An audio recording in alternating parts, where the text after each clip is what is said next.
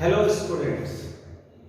तो हम लोगों ने पिछले क्लास में principle of homogeneity of dimensions के बारे में चर्चा की थी। आज के इस वीडियो में उसी को हम लोग कंटिन्यू करेंगे और देखेंगे कि अलग अलग इक्वेशंस में अलग अलग टर्म का किस तरह से डायमेंशन फाइंड आउट किया जाता है। तो चलिए स्टार्ट करते हैं आज का video. Welcome to my channel NG classes. ठीक है, तो हम आपको बताए थे कि प्रिंसिपल ऑफ होमोजेनिटी कहता ये है कि फर्स्ट प्रिंसिपल कहता ये है कि वी कैन ऐड और subtract same type of physical quantity, यानी सेम टाइप के फिजिकल क्वांटिटी को हम लोग ऐड और सब्ट्रैक्ट कर सकते हैं।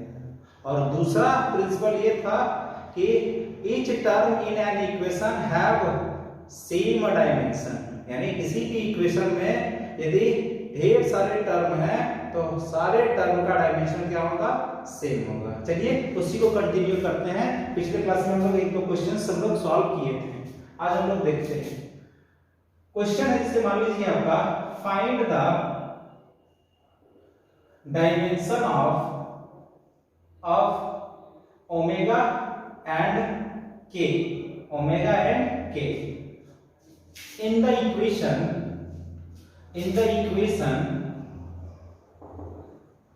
y equal to a cos omega t minus kx। ये हमारा एक इक्वेशन है और इसमें हमको ओमेगा और t के का हमको डायमेंशन निकालना है, जहां आपको ये बता दिया गया है कि y जो है वो क्या है, डिस्प्लेसमेंट है। क्या है, डिस्प्लेसमेंट है। और t जो है वो क्या है, टाइम है। क्या है, टाइम है। और x जो है ये भी क्या है, डिस्प्लेसमेंट है। क्या है, डिस्प्लेसमेंट है।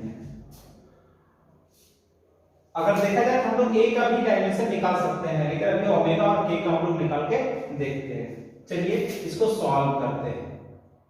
मेरे पास इक्वेशन है y equal to a sine a cos omega t minus k x।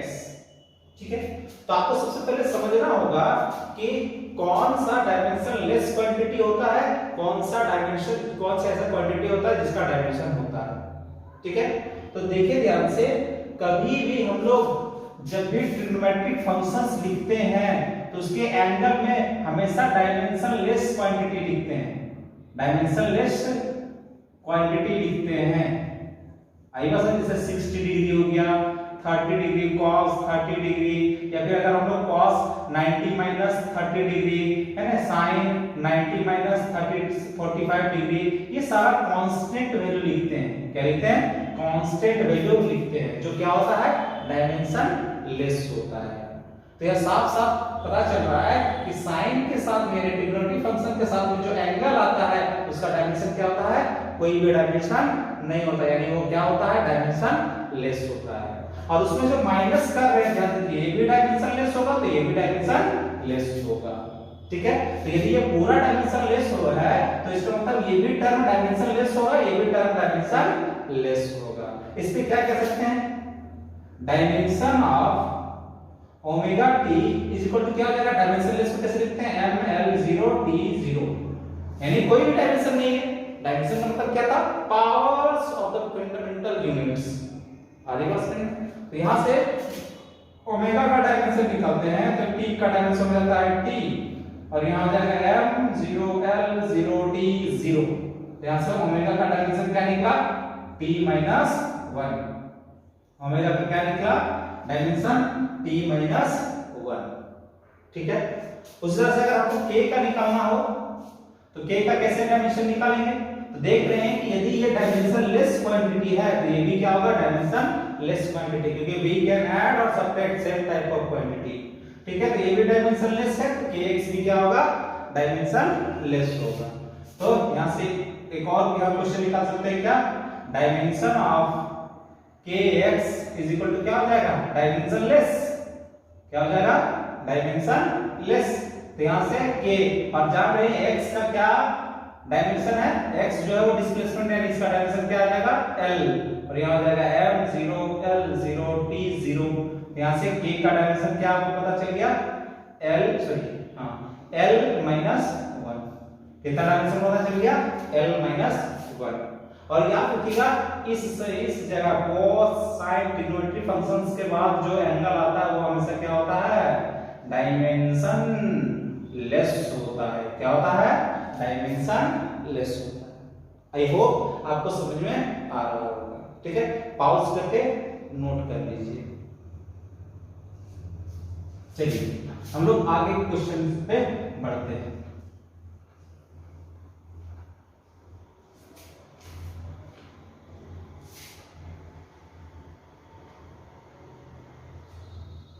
आपको यहां फाइंड करना है, फाइंड द डायमेंशन ऑफ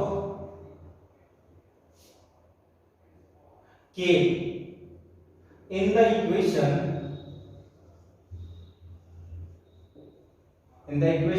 आपका दिया हुआ है p1 is equals to p2 into e का पावर माइनस kt, e का पावर माइनस kt। यहाँ आपका दिया हुआ है p और p2 हमको पता नहीं, बट t क्या हमारे लिए है टाइम है। क्या है ये टाइम है, क्या है टाइम। अब इसको हम लोग इसका डायमेंशन निकाल के देखते हैं। पॉज करके एक बार ट्राई कीजिए। चलिए इसको सॉल्व करते हैं। मेरे पास इक्वेशन क्या है p1 is equals to p2 e का पावर माइनस kt, e का पावर माइनस kt। तो सिंपल सी बात है e एक कांस्टेंट नंबर होता है। क्या होता है e एक कांस्टेंट नंबर होता है जिसका वैल्यू हमेशा कहां होता है 2 और 3 के बीच लाई करता है, जिसका वैल्यू हमेशा 2 और 3 के बीच लाई करता है। दूसरी बात e एक कांस्टेंट वैल्यू है। हम लोग जानते हैं कि कांस्टेंट वैल्यू के पावर में कभी भी कोई यूनिट नहीं लिखा जाता है। कभी आपने सुना है कि 2 के पावर में 5 सेकंड, ऐसा तो नहीं है। कभी आपने सुना है क्या 5 के पावर में 10 न्यूटन, ऐसा नहीं होता है। आई बात समझ में। कभी आपने सुना है क्या 2 के पावर में 3 केजी, कभी नहीं सुना होगा। क्यों? क्योंकि हम लोग जानते हैं कांस्टेंट टर्म का जो पावर होता है वो हमेशा क्या होता है एक कांस्टेंट नंबर ही होता है। यानी कहने का मतलब ये हुआ किसी भी कांस्टेंट नंबर का जो पावर होगा हमेशा डायमेंशन लेस होगा। क्या होगा डायमेंशन लेस होगा। तो फिर वही देखा जाए तो इसका मतलब ये हुआ कि ये e का पावर में है, इसलिए ये कैसा क्वांटिटी हो जाएगा डायमेंशन लेस क्वांटिटी हो जाएगा। कैसा क्वांटिटी हो जाएगा डायमेंशन लेस क्वांटिटी हो जाएगा। और डायमेंशन जब लेस पता चल गया तो हमको क्या k का डायमेंशन नहीं पता चल कर पाएंगे। चलिए करते हैं। हम लोग कह सकते हैं कि डायमेंशन ऑफ kt कितना हो जाएगा डायमेंशन लेस। क्या हो जाएगा डायमेंशन लेस। और यहां से हमको k और t का हमको पता है डायमेंशन क्या होता है t, तो m0 l0 t0, इसलिए k का डायमेंशन क्या पता चला हमको t का पावर माइनस 1।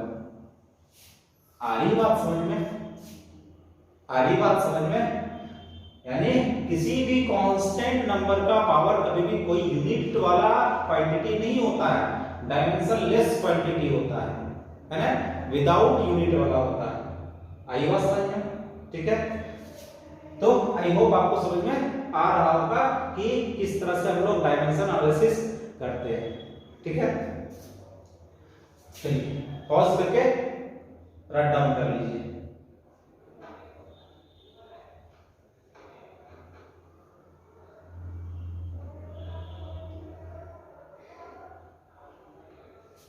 चलिए अगला क्वेश्चन देखते हैं हम लोग। Find the dimension of A and B, A and B in the equation, in the equation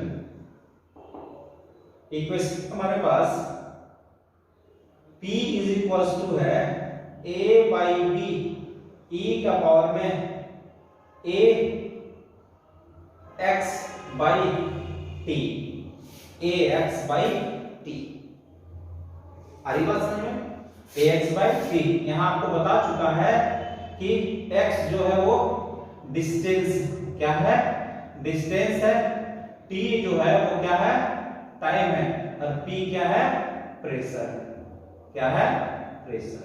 ठीक है, ये आपको बता दिया गया।